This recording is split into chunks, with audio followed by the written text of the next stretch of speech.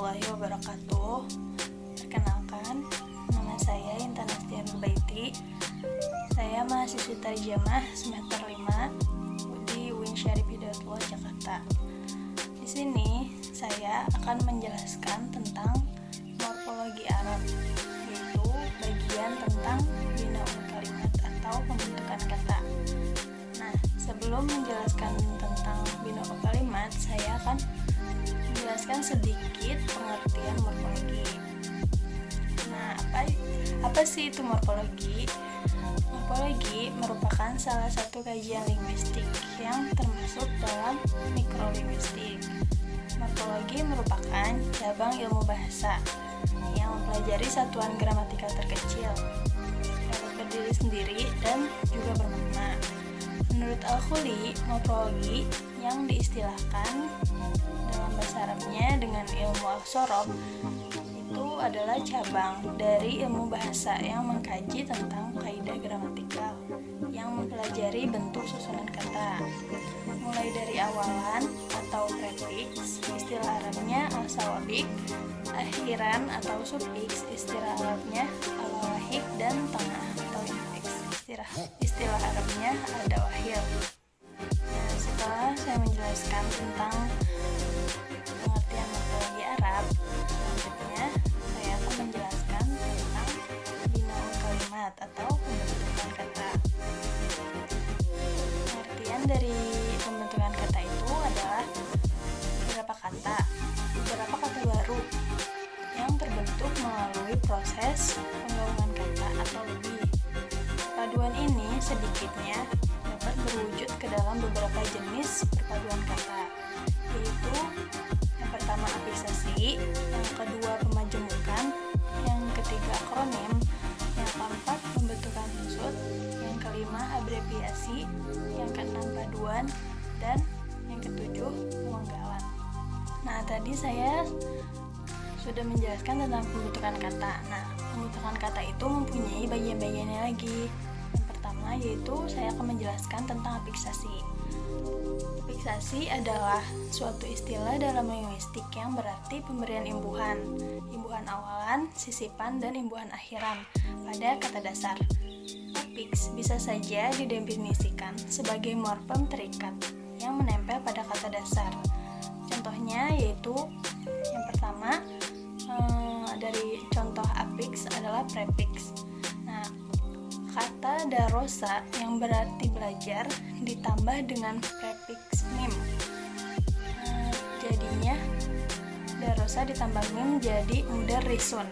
Nah, mudarrisin itu artinya guru laki-laki.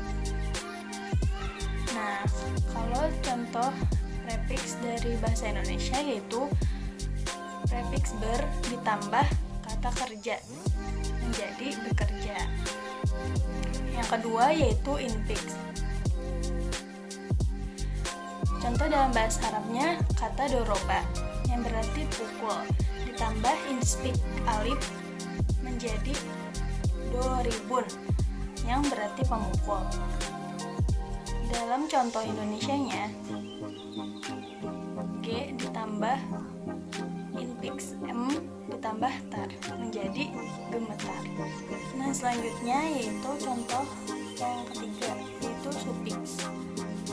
Kata insan yang berarti manusia ditambah sufiks ya musyaddadah menjadi insani. Nah, maknanya itu berubah menjadi kemanusiaan. Dalam contoh Indonesianya yaitu hukum ditambah sufiks an berarti menjadi hukuman.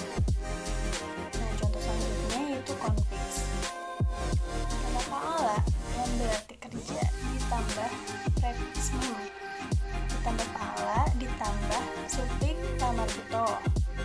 Nah, prefiks itu di depan, sufiks itu di akhir. Jadi katanya itu menjadi mif'alatun yang artinya berubah menjadi alat kerja. Contoh dalam bahasa Indonesianya yaitu ke ditambah nakal ditambah an menjadi kenakalan. Nah, prefiksnya itu ke dan sufiksnya itu an. Selanjutnya yaitu transpix. Nah, di sini transpix mempunyai dua bagian lagi. Yang pertama yaitu pengubahan gramatikal dan yang kedua pengubahan leksikal. Contoh yang pertama dari pengubahan gramatikal adalah kata paroha yang berarti senang berubah menjadi parroha. Maknanya berubah menjadi menyenangkan. Nah, yang kedua contoh dari pengubahan leksikal yaitu kata taroka yang berarti meninggalkan berubah menjadi matrukun yang berarti maknanya berubah menjadi yang ditinggalkan. Nah, yang terakhir yaitu contoh dari interfix.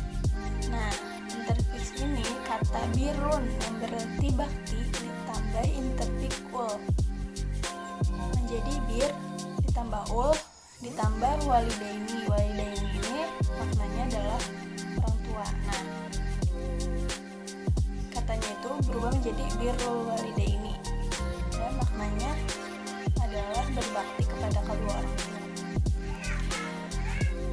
Nah, sekarang lanjut ke penjelasan bagian benau kalimat yang kedua yaitu tentang pemajumukan.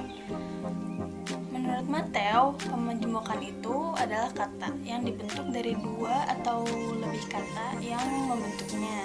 Namun, jika menurut para ahli, pemajumukan itu tidak bisa disamakan dengan idiom atau idiom karena keduanya itu pemajumukan dengan idiom itu memang berbeda. Nah, idiom itu sama-sama perpaduan dua kata atau lebih, tapi dari perpaduan dua kata atau lebihnya itu tidak secara langsung dapat dicari makna dari masing-masing katanya. Nah, contoh pemajumukan dalam bahasa Arab yaitu kata roksun yang berarti kepala ditambah kata malun yang berarti harta. Jika digabung menjadi roksul mal, maknanya itu berubah menjadi modal. Nah, selanjutnya yang ketiga yaitu akronim. Menurut Krida Laksana, akronim adalah kependekan yang berupa gabungan huruf atau gabungan suku kata atau gabungan dari bagian yang lain yang ditulis dan dilapakkan sebagai kata yang sesuai dengan kaidah fonotaktik bahasa yang bersangkutan. Nah, proses pemendekan itu disebut dengan akronim. Contoh akronim adalah yang pertama basmalah. Basmalah itu kependekan dari Bismillahirrahmanirrahim. Yang kedua yaitu hamdalah. Hamdalah itu kependekan dari Alhamdulillah. Dan yang ketiga yaitu hauqalah. Hauqalah itu kependekan dari la haula wala quwata illa billah. Nah, selanjutnya setelah akronim yaitu keempat adalah pembentukan susut. Nah, di sini menurut Romkin dan Rodman, pembentukan susut itu adalah suatu kata baru yang dapat saja masuk ke dalam suatu bahasa lantaran salah dalam analisis morfologisnya. Nah, singkatnya itu pembentukan kata terjadi karena kesalahan dalam memahami suatu kata sebagai bagian dari pasti kata lain. Contohnya itu dalam bahasa Arab, yang pertama kata tilfazun yang berarti televisi yang dianggap berasal dari kata tilviziun yang berarti televisi. Nah, contoh yang kedua yaitu kata bahlul artinya pelawak atau badut yang dianggap berhubungan dengan kata bahlul pengangguran, padahal yang seharusnya bukan bahlul tetapi buhlul. Nah, selanjutnya yang kelima yaitu abreviasi.